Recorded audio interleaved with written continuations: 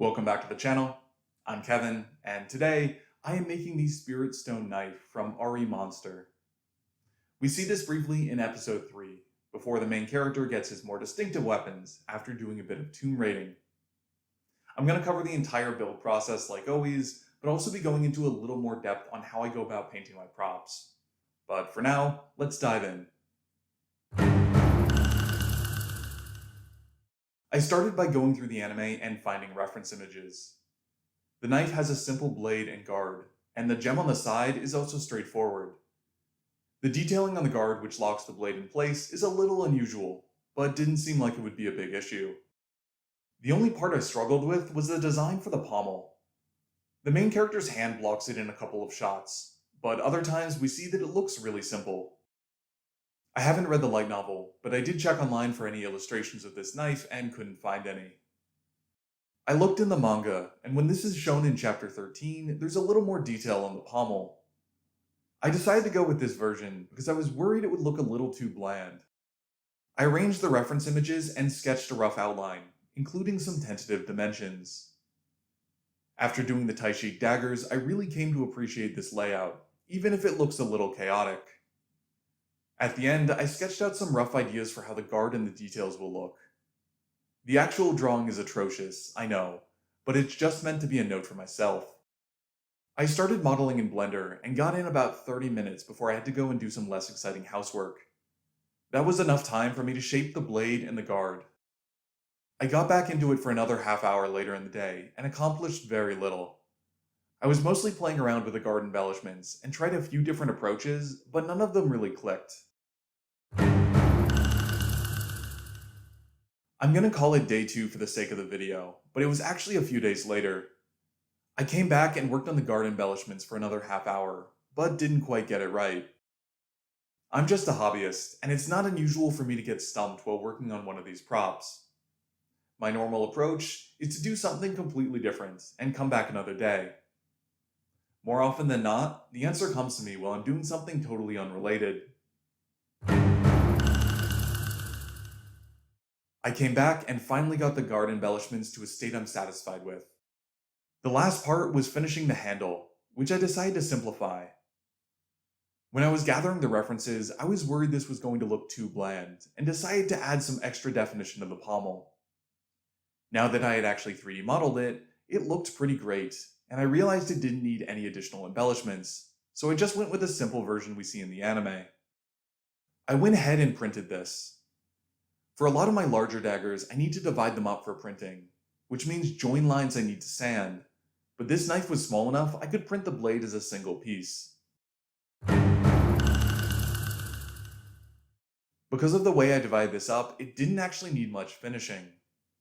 I sprayed it with some automotive primer, which will fill small gaps, and applied a bit of wood filler to the underside of the guard, which was a little bit rough from the supports.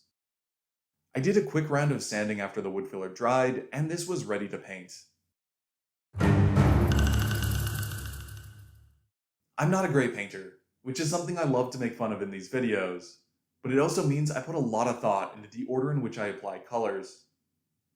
I generally go lightest to darkest, starting with the metallic colors, so I began by applying silver to the edge of the blade. Metallic paints often require a few coats to get good coverage, so starting with the silver saved me a lot of time. I could be really messy with this since it's a light color, and the gold and black I'll be applying later will easily cover it. I carefully applied gold to the areas which bordered the silver, but I was less precise everywhere else. I could relax because the black of the blade is going to hide any mistakes at this stage.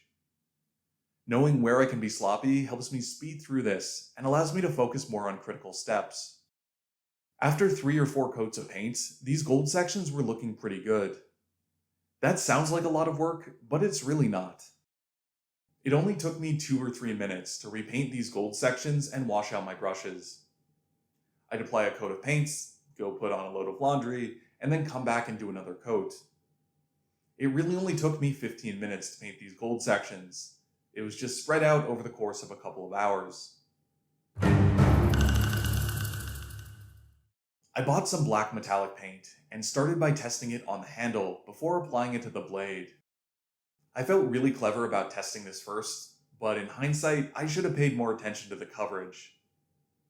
I needed a really clear dividing line along the edge of the blade, and this paint just wasn't cutting it. I quickly switched back to normal black acrylic paint and defined these areas. I overshot in a few sections and applied a bit more silver paint to hide my mistakes, but otherwise, this went pretty smoothly. I buckled down and finished the painting. I applied the black metallic paint over the matte black. This doesn't add any extra definition to the edge, but it does give it a nice shine. Along the way, I made a compromise. The black paint goes slightly onto the gold of the guard and these raised sections on the blade. It's less than a millimeter, and it's sped up painting while also making sure the black completely covered the sides. If it wasn't for this video, I would never display or photograph it from this angle, so I think it's a worthwhile trade-off. I actually kept the handle and blade separate throughout painting, and then glued them together at the very end. It worked great, and I got better definition painting them separately than I would have together. I sprayed the knife with some clear matte sealer to finish it off. I did this in 2 passes, and started by sticking the blade into an empty tissue box so I could easily spray the handle. I'm really happy with how this turned out.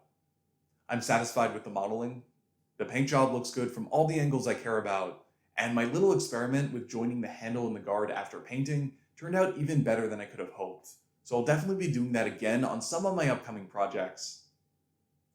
That wraps this one up. So if you enjoyed, I hope you'll like the video, subscribe to the channel, and hit the notification bell. If you want to make your own, I'll post all the files on Thingiverse. Just check the video description down below.